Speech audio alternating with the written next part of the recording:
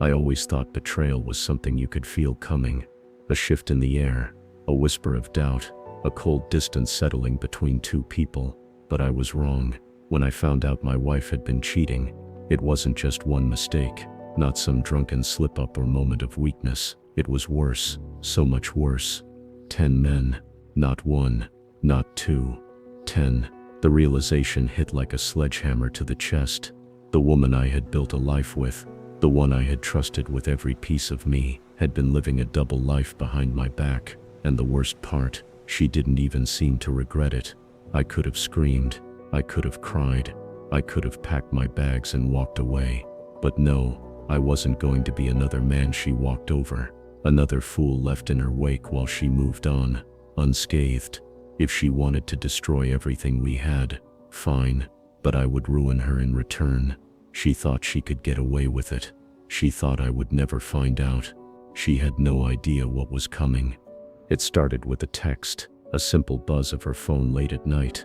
Emily had been in the shower and I wasn't the kind of husband who snooped, but something about the way she had been acting lately.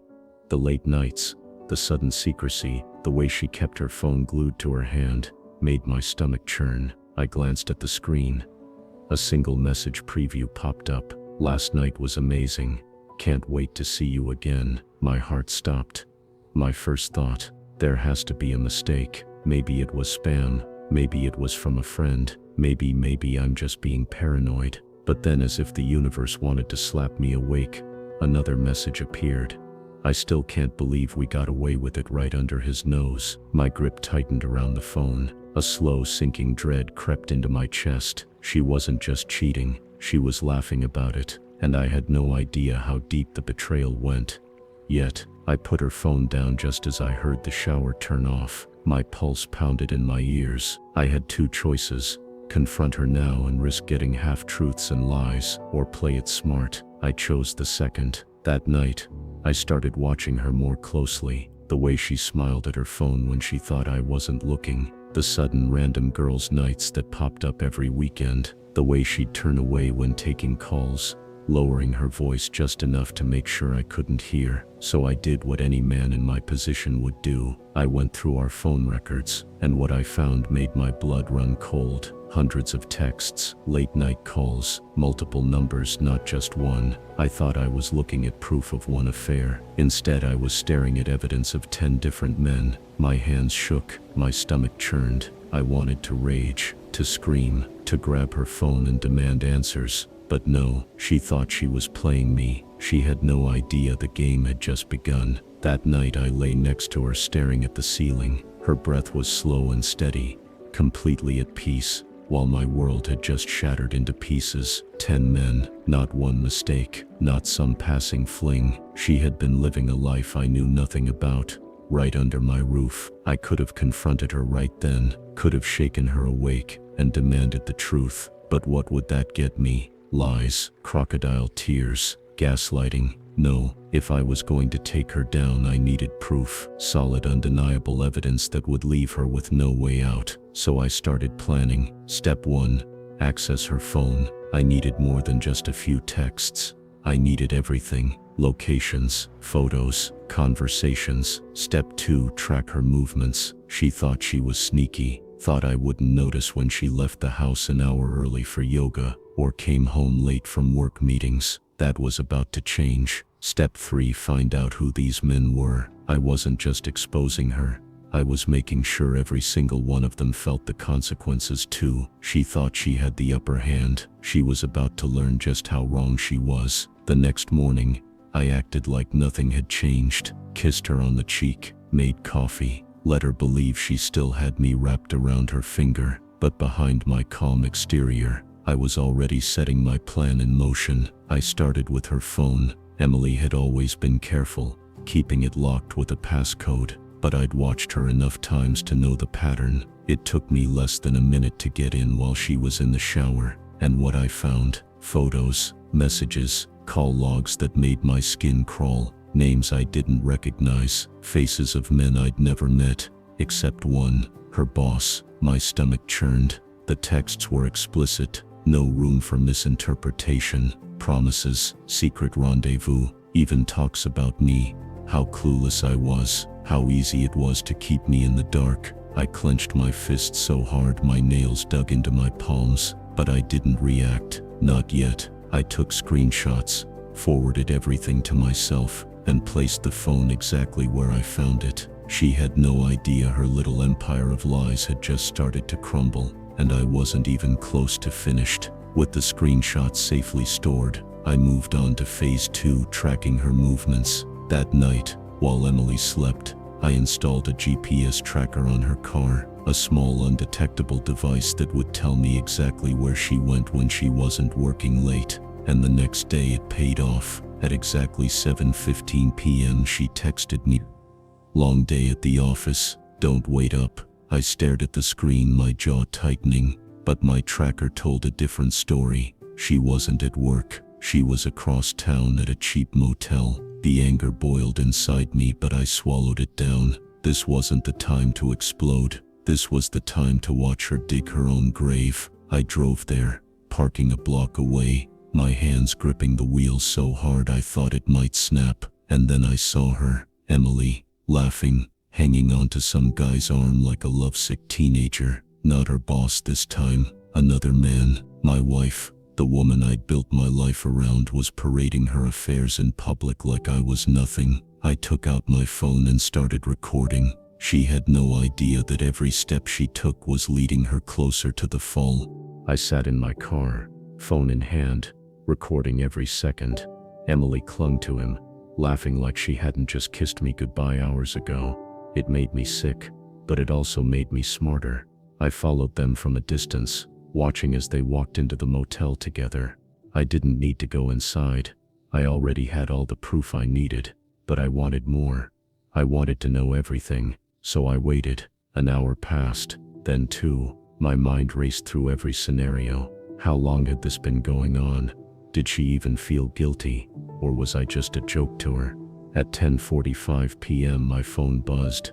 "Emily, still at work, babe. So exhausted. Can't wait to be home." I almost laughed. She really thinks I'm that stupid. I took a deep breath, forcing myself to stay calm. This wasn't just about catching her. It was about making sure she felt every ounce of betrayal she had inflicted on me. So I didn't respond. Instead, I forwarded her message to myself and saved it next to the video of her stepping into the motel with another man.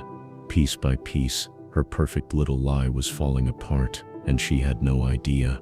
By the time Emily finally came home, I was already in bed, pretending to be asleep. She slipped under the covers next to me, her movements careful, like she was trying not to wake me. But I wasn't asleep. I could smell the faint trace of cheap motel soap on her skin, could feel the way she hesitated before settling in, probably texting her lover one last time, and it took everything in me not to confront her right then and there. Instead, I stayed quiet, because this wasn't just about knowing the truth anymore. This was about exposing it. The next morning, while she showered, I dug deeper. I checked her call logs, same number over and over. Not just last night, every night for months. I ran the number through a reverse lookup, and when the name popped up, my stomach dropped. It wasn't just some random guy. It was our accountant, the man who handled our finances, the one who knew everything about our money. Suddenly, the betrayal cut deeper. This wasn't just about sex. This was something bigger, something dangerous, and I needed to find out exactly how far it went. I always thought infidelity was just about lust, about sneaking around for the thrill of it. But this was calculated. Emily wasn't just cheating, she was scheming.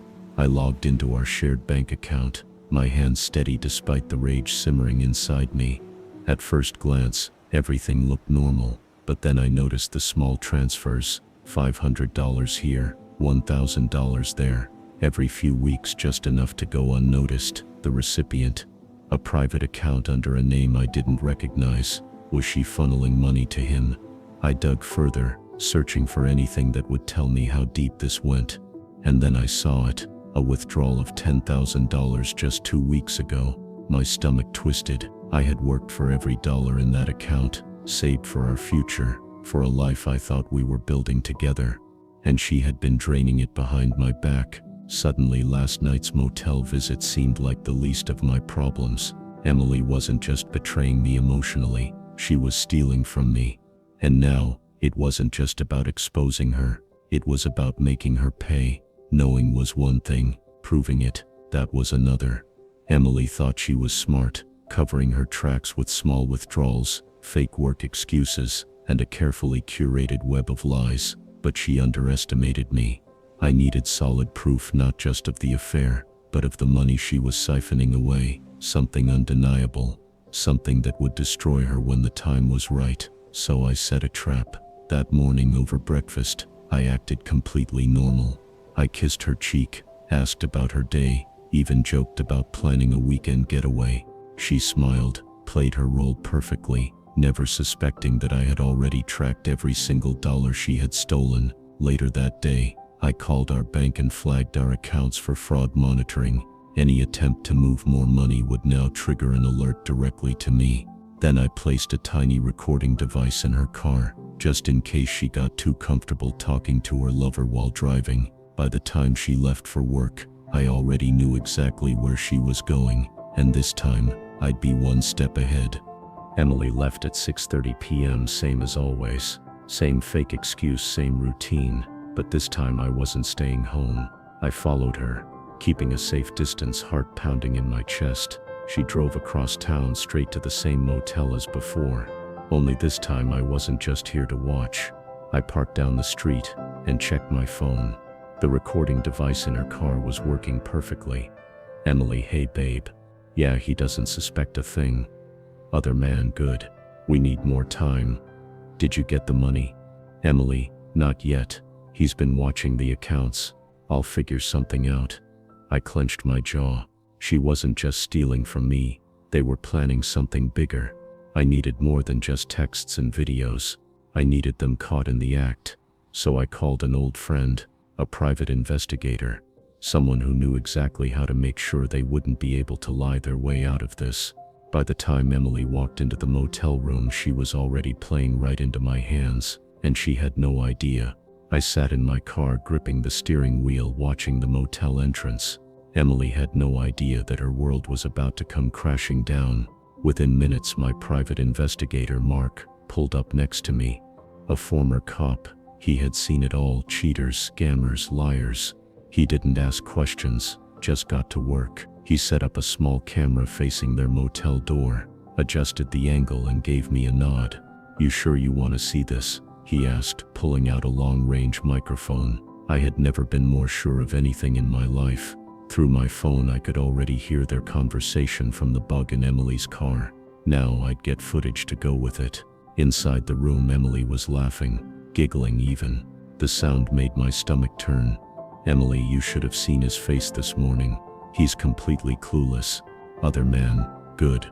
We'll drain him dry before he even realizes what happened. Emily, once the last transfer goes through, I'm done with him. I clenched my fists. Not only had she been cheating, but she had planned to leave me broke and humiliated. But she had made one crucial mistake. She thought I was clueless. Mark didn't say a word as we listened. He had been doing this for years, but even he looked disgusted. Emily was planning to drain me, leave me with nothing, and walk away like I was just a stepping stone in her life. But she had no idea that every word, every laugh was being recorded. I took a deep breath, forcing myself to stay calm. I couldn't blow up now. This wasn't just about catching her. It was about destroying her plan before she destroyed me. Mark gave me a hard look. You've got enough to ruin her already. I shook my head. Not yet. I needed one last piece of evidence. I texted Emily while she was still in that room. Hey babe, just checking in. You wanna grab dinner later? We watched as she picked up her phone. Her fake smile returned as she typed, Hey honey, sorry, work ran late. Let's do dinner tomorrow. Love you. I nearly laughed. The audacity.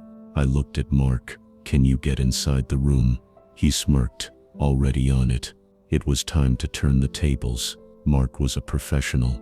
He'd done jobs like this before, and he knew exactly how to get what we needed. He moved around the motel, disappearing into the shadows, while I stayed in the car listening. The tension in my chest was unbearable, but I had to keep my cool.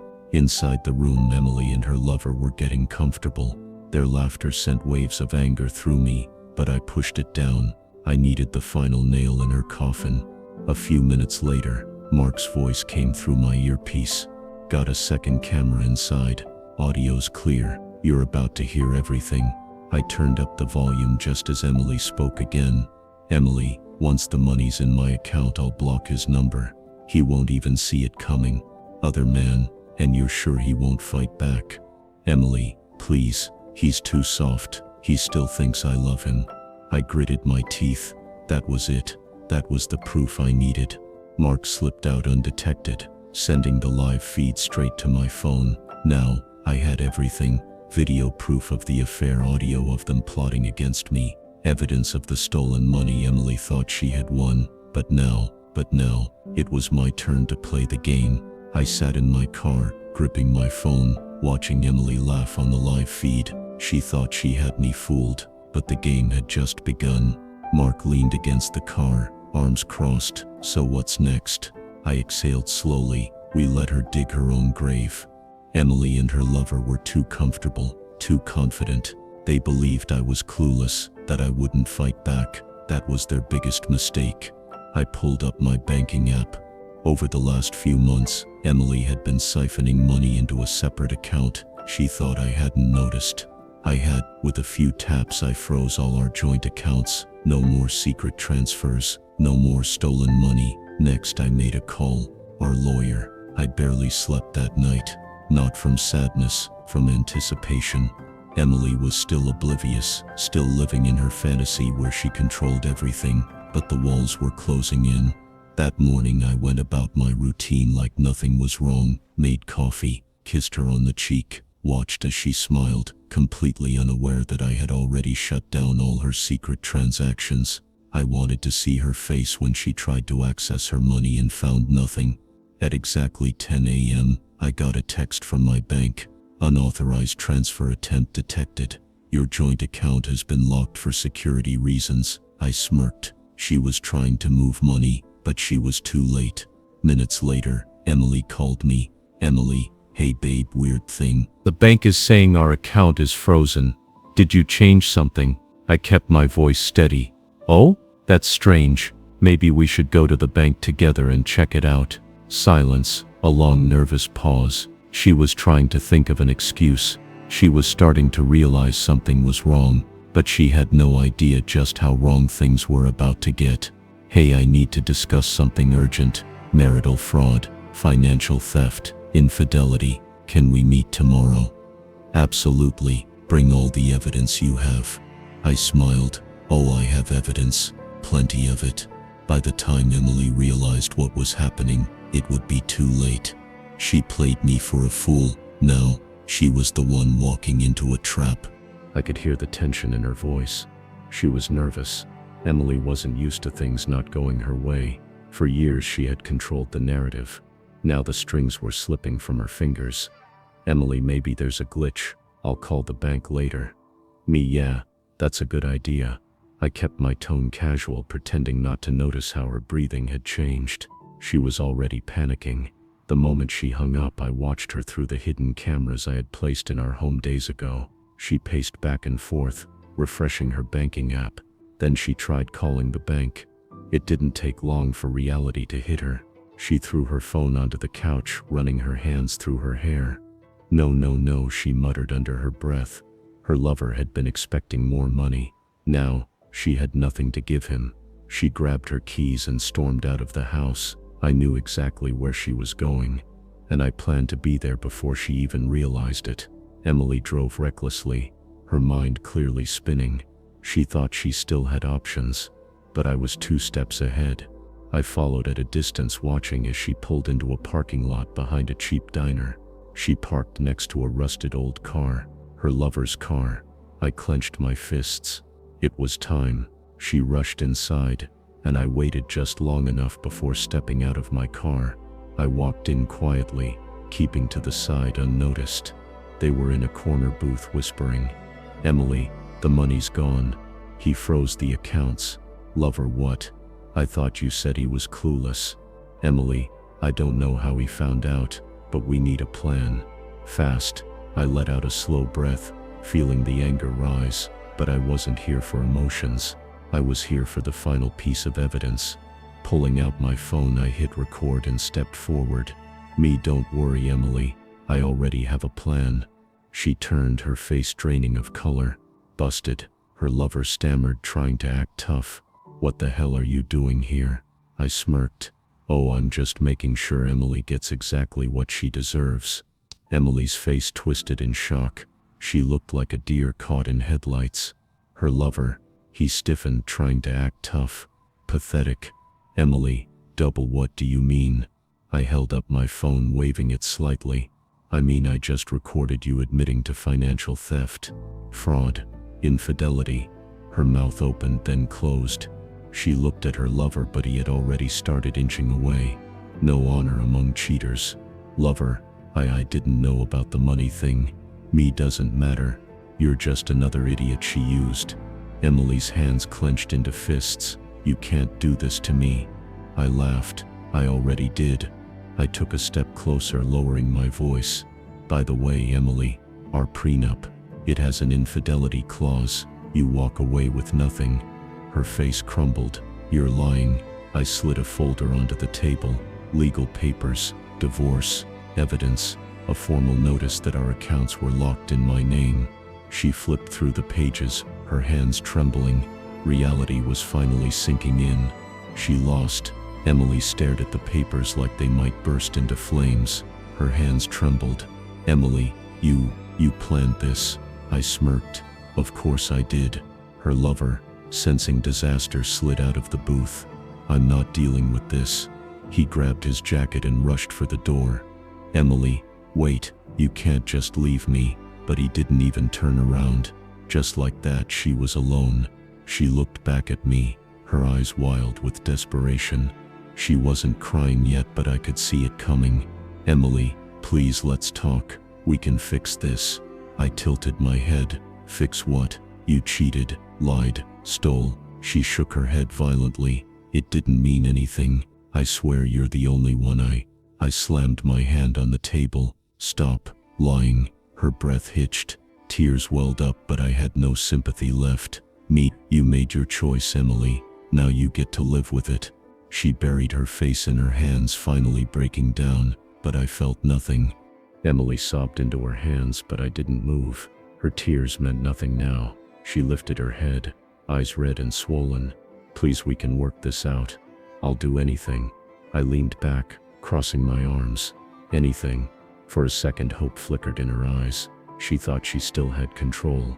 I slid my phone across the table. "Go ahead. Call my lawyer. Tell him you'll sign everything." She flinched. She knew what that meant. No money, no house, no security, nothing. "Emily, you can't just throw me away."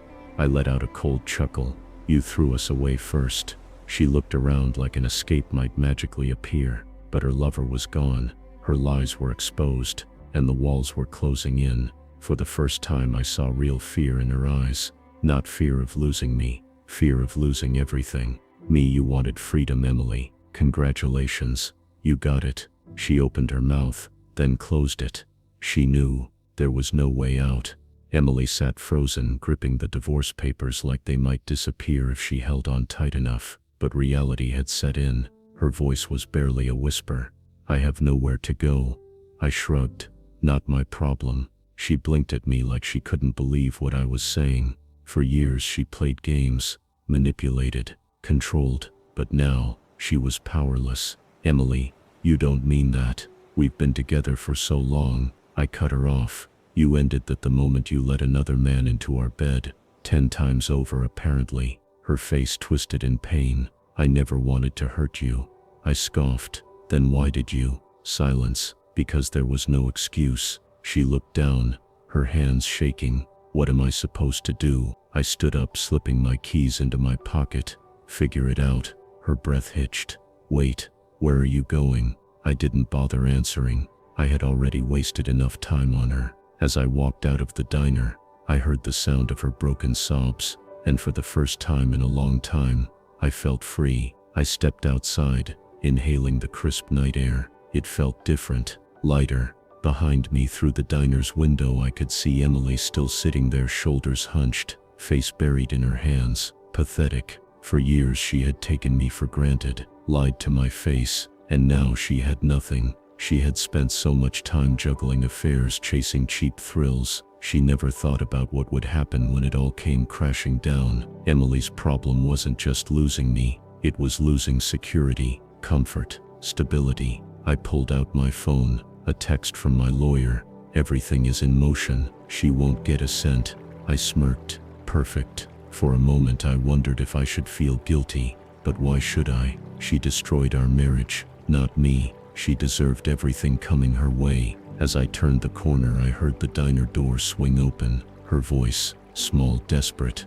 Please don't leave me like this. I didn't stop, didn't turn around. She made her choice. Now she had to live with it. Her footsteps pounded against the pavement as she ran after me. Desperation clung to her voice. Emily, please, just talk to me. I kept walking. I owed her nothing. She grabbed my arm, forcing me to stop. Her eyes were wide, filled with panic. You can't just throw me away like this. I yanked my arm free. Watch me. She shook her head violently. I messed up, okay, but I love you. I laughed, a bitter, humorless laugh. You love me? That's funny. You didn't seem to love me when you were sleeping with 10 other guys. Tears spilled down her cheeks. It didn't mean anything. I was stupid. You were selfish. My voice was cold, steady. You had everything. A loyal husband, a good life, and you threw it away for a few cheap thrills. She sobbed, hands shaking. I'll change. I'll do anything. I stepped back. I don't care anymore, Emily. Her face crumbled. She finally understood. I wasn't coming back. I wasn't saving her. I was done. I turned away, leaving her standing alone on the street.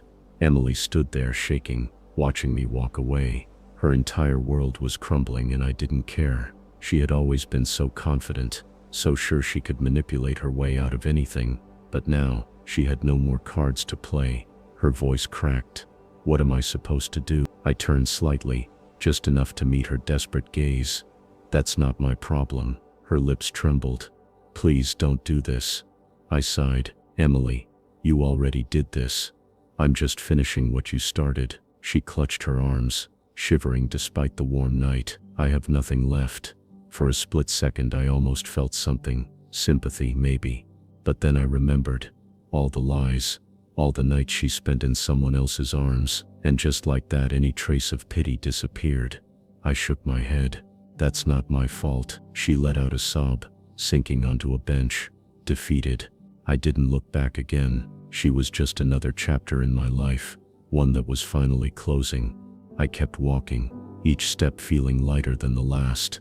This was it, the final goodbye. Emily didn't chase me this time. She knew it was over. For years she had lied, cheated, and taken me for granted. And now she had nothing. No safety net, no backup plan, just the consequences of her own actions. I could still hear her quiet sobs behind me, but they didn't make me turn around. She wasn't my responsibility anymore. I pulled out my phone one last time. A message from my lawyer. Divorce finalized. She gets nothing. A slow smile spread across my face. Poetic justice. I had spent so much time feeling like the fool in her game, but in the end, I was the one who won. As I walked away, a strange sense of peace settled over me. This was the end of us, and the beginning of something better. So what do you think? Did Emily deserve a second chance, or did she get exactly what she had coming? Let me know in the comments.